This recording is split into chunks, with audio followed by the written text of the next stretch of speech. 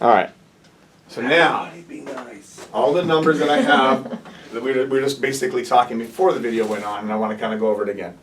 So, the way that Kevin set this board up for Service Titan does not work for what we really want to accomplish. Because I believe what we want to accomplish is we want to see how Sarah sells compared to Kevin sells and Brian sells, and how the sales people, you know, this is our what we sold this week, or this, you know, whatever period we're looking at, daily basis.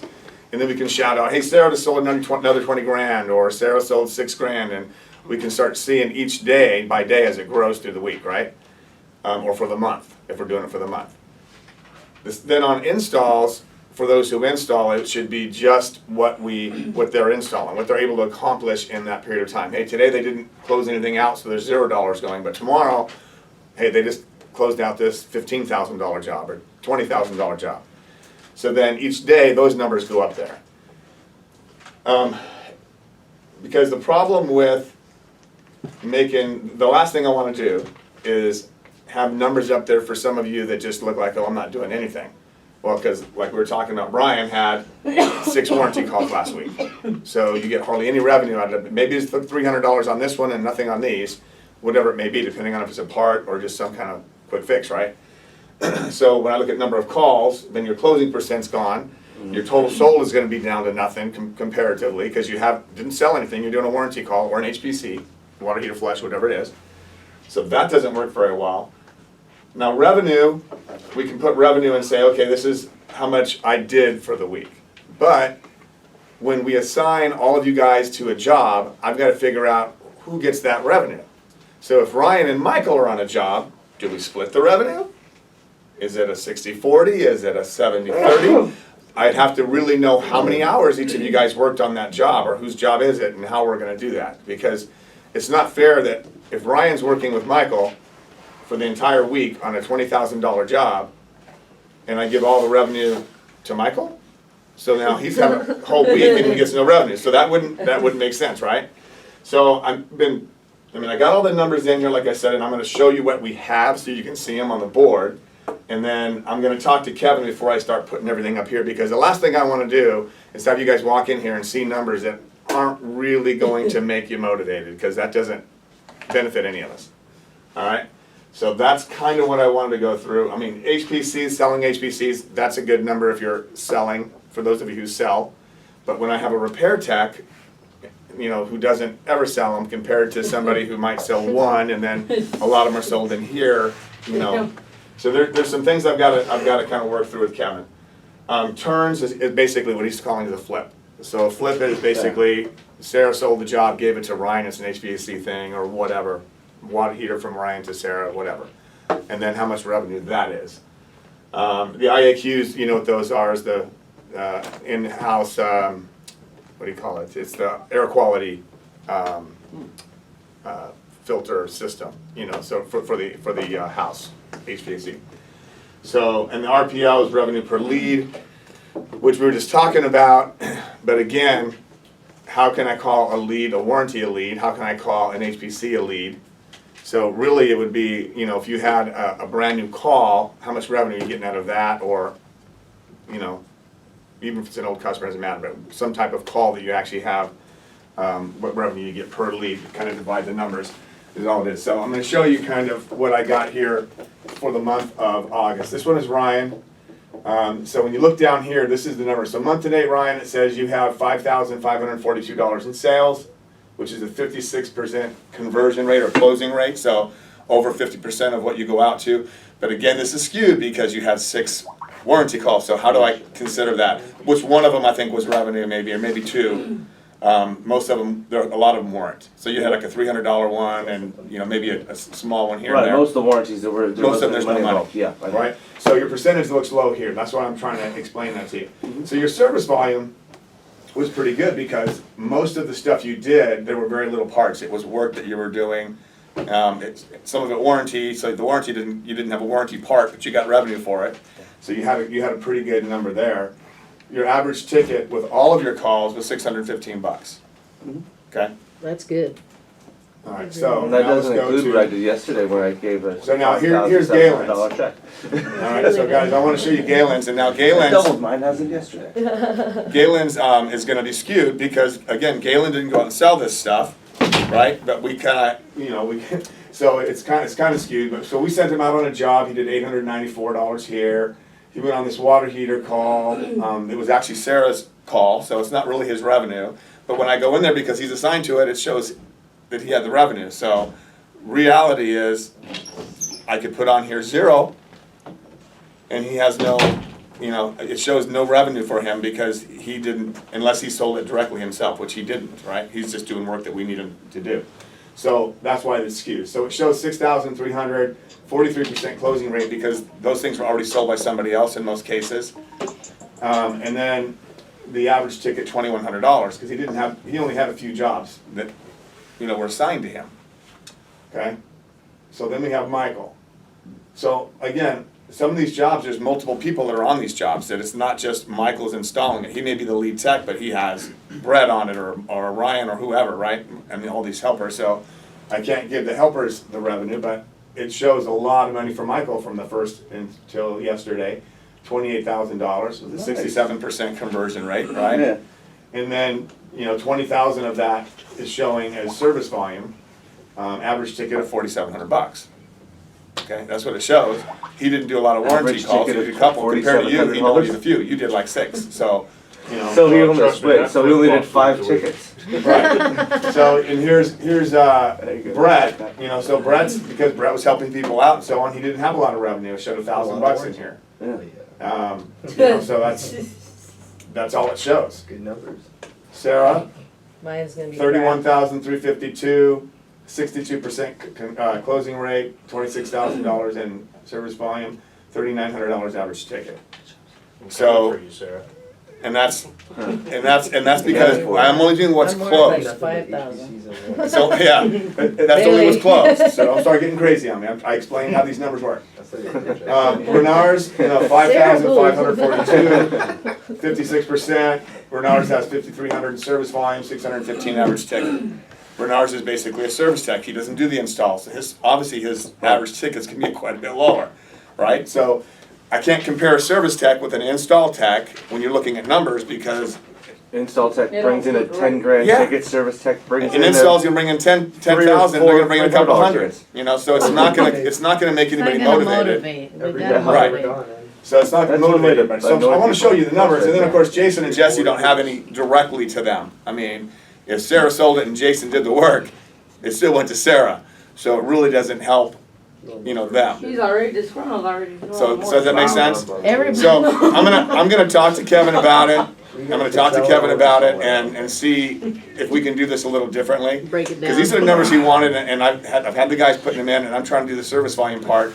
The revenue, we can look at the revenue too, which basically, okay, so tell me the difference between revenue and service, revenue and Revenue service is volume. just what you sold. Service volume is after all the charges, labor, Right, material, exactly. permit. Right. So it's like half of what you sold. So, but when I go in here and I look at here, here's your revenue. Here's your revenue right here. Right. And then the revenue per lead, all I gotta do is divide by your number of calls, your 16. I think if there's 2 numbers to keep people motivated, forget the revenue, forget that.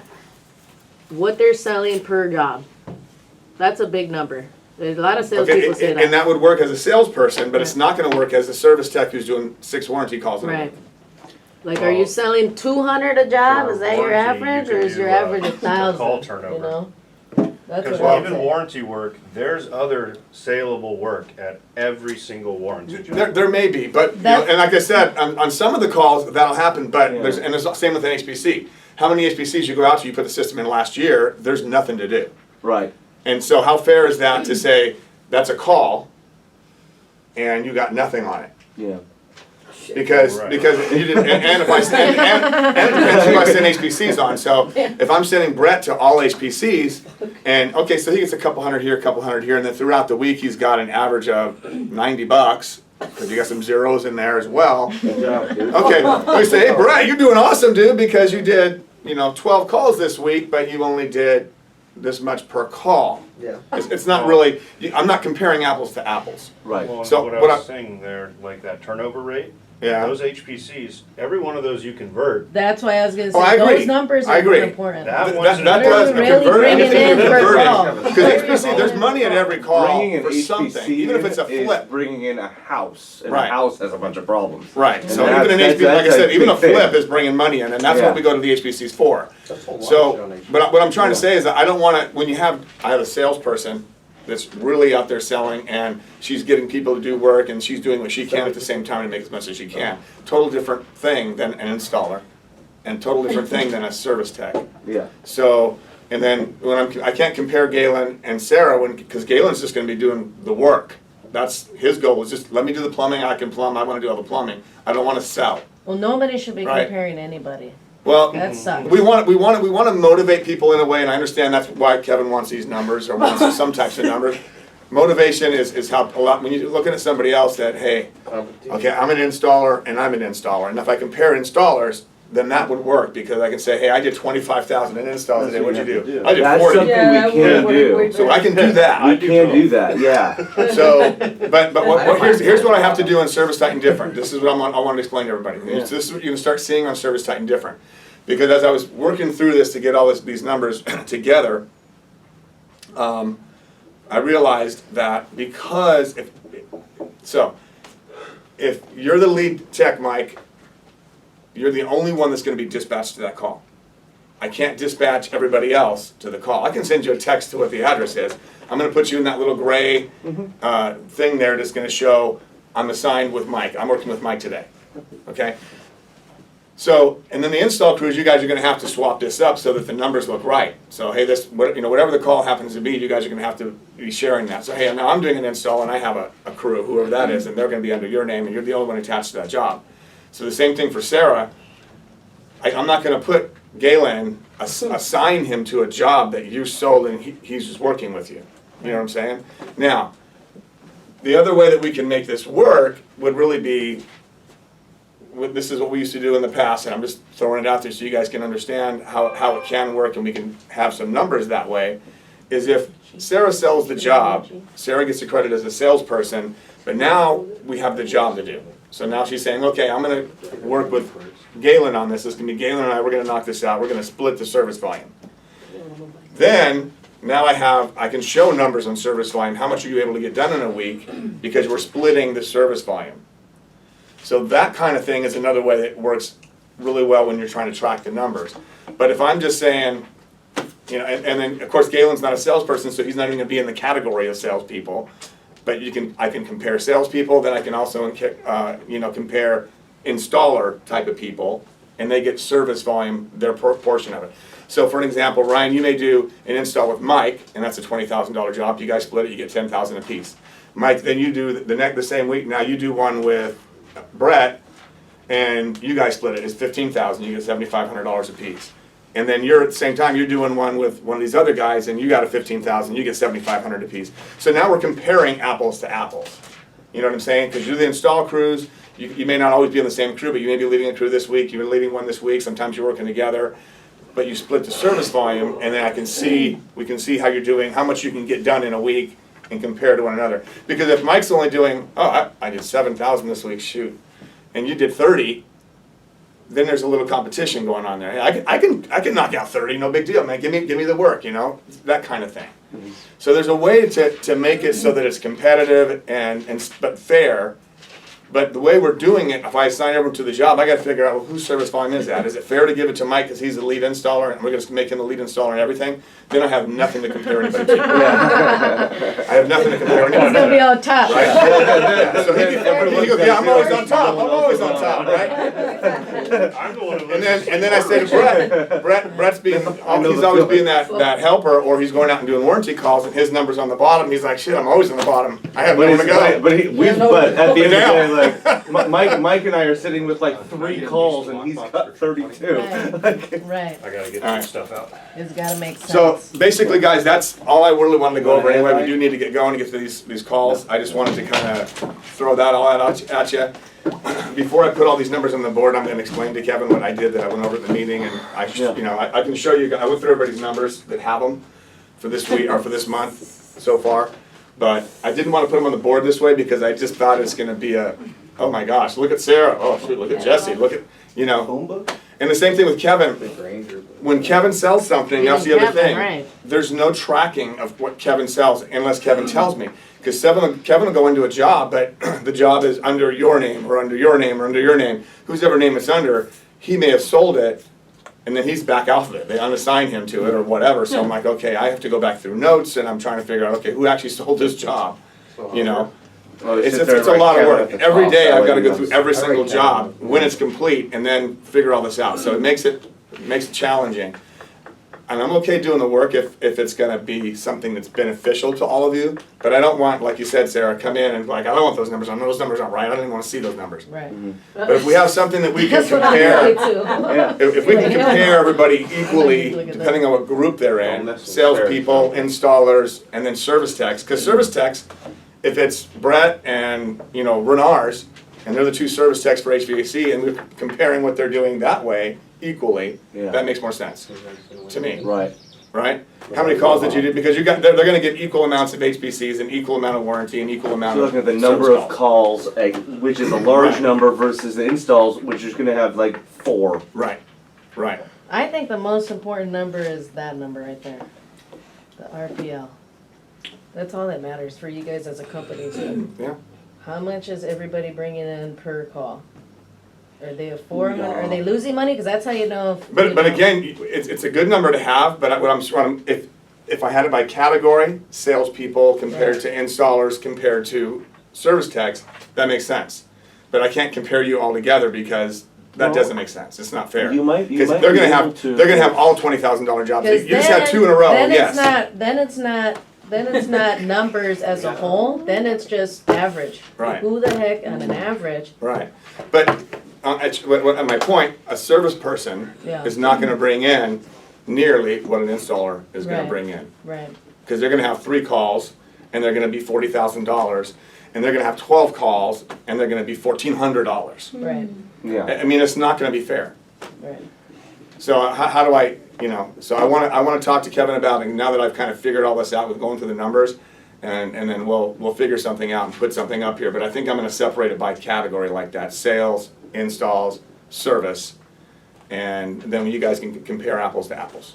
Make sense? So I'm A little competing more with sense. Kevin? Yeah. You know he's gonna beat me too.